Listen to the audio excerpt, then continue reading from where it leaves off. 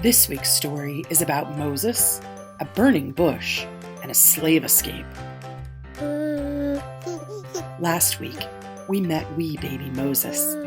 Moses' life was saved when the Pharaoh's daughter, who drew him up from the river Nile, protected him from her dad, the Pharaoh.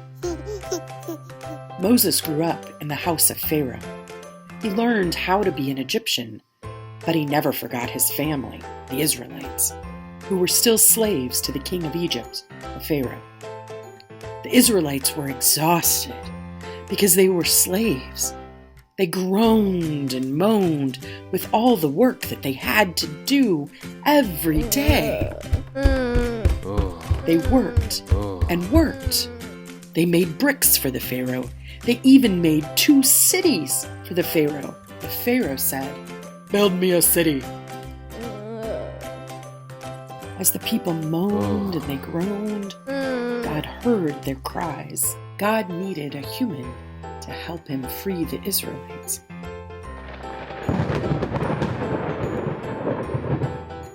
Moses, Moses. God spoke to Moses from the middle of a burning bush. Moses said, God,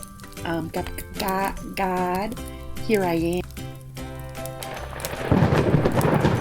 God spoke to Moses from the bush and said that he had heard the cry of the Israelites. Moses was to go and set the people of Israel free.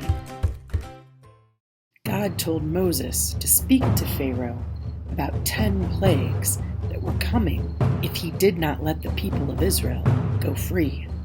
But with each plague, Pharaoh refused to let the people of Israel go free.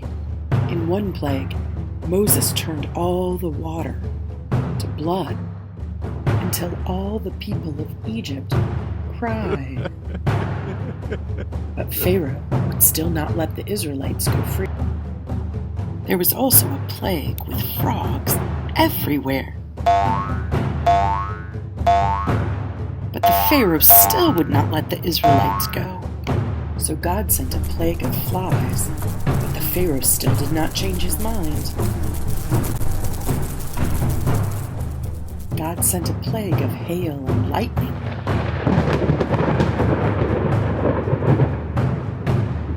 God even sent a plague of locusts.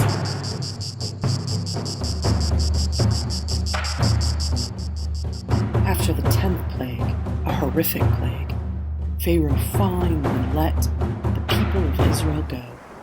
Moses came to the Red Sea, and they could not pass, for the water was too deep and the waves high.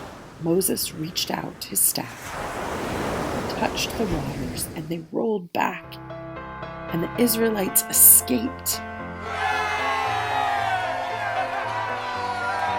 The Israelites escaped from their slavery with Moses leading the way. Now, you are invited to take off your shoes just like Moses did when God told him that he was standing on holy dirt. Once you finish this video, go outside and squish your toes through the dirt that is thousands of years old. And ask yourself, does this dirt and standing in it remind you of being with God? Moses stood on holy dirt, and God appeared to him in a bush. What might that be like, I wonder?